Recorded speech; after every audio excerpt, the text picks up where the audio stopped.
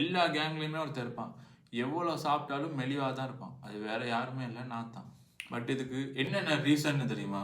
முதலாவது நம்மளோட மெட்டபாலிசம் ரொம்ப ஸ்பீடாக ஃபாஸ்ட்டாக இருந்துச்சுன்னா உடம்புக்கு கேலோரிஸ் போன உடனே அது ஃபாஸ்ட்டாக பேர்ன் ஆயிடும். ஸோ ஃபெட்டாக ஸ்டோர் பண்ணுறதுக்கு டைம் கிடைக்காது. சீக்ரெட் ஆக்டிவிட்டி, நம்ம ஜிம் போக மாட்டோம், பட் நம்ம கூட நடப்போம், ரெஸ்ட்லெஸ்ஸாக நிறைய வேலை செய்வோம், ஒரு இடத்துல உட்காந்துருந்தாலும் துருன்னு சரி வேலை செஞ்சுக்கிட்டே இருப்போம். இதை தான் நம்ம சயின்ஸில் சொல்கிறாங்க நான் எக்ஸசைஸ் ஆக்டிவிட்டி தெர்மோஜெனிசிஸ். இதான் நம்மளோட ஹிடன் கேலோரி பர்னர்னே சொல்லலாம்.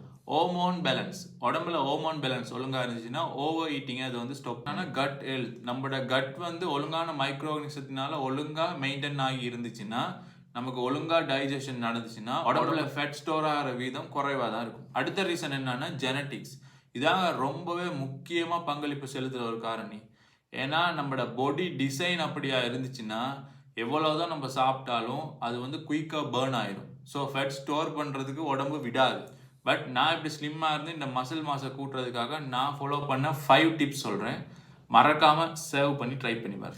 டெய்லி நம்ம சாப்பிட்ற கெலோரியிலும் பார்க்க ஒரு 300 இல்லாட்டி 500 கெலோரி அதிகமாக எவ்ரிடே சாப்பிட்றது.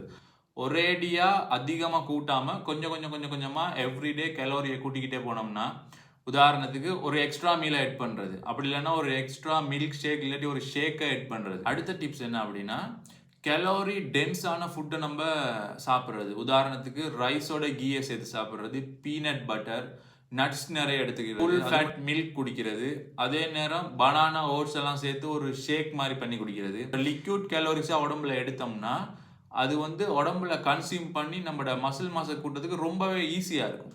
அடுத்த முக்கியமான டிப்ஸ் என்னன்னா, ஸ்ட்ரென்த் ட்ரைனிங் ரொம்பவே இம்பார்ட்டன்ட். தனியாக சாப்பிட்டுக்கிட்டு மட்டும் இருந்தோம்னா நம்ம உடம்புல அது ஃபெட்டாக தான் ஸ்டோர் ஆகும். நம்ம வெயிட் லிஃப்டிங் எக்ஸசைஸோட சேர்த்து இந்த மாதிரி கேலோரி சர்ப்ளஸாக சாப்பிட்டோம்னா மசில் மாஸும் இன்க்ரீஸ் ஆகும். அடுத்த டிப்ஸ் என்ன அப்படின்னா, அன்னெசரி ஆக்டிவிட்டிஸ் எல்லாம் ரிடியூஸ் பண்ணுறது. 5வது டிப்ஸ் என்னன்னா, ஹீட் ஃப்ரீக்வெண்ட்லி. 3 to 4 ஹவர்ஸ்க்கு ஒருக்கா நம்ம மீலை வந்து கன்சியூம் பண்ணணும். எப்படி கன்சியூம் பண்ணால், ஒரு நாளைக்கு 4 to 6 மீல்ஸ் கட்டாயம் எடுக்கணும்.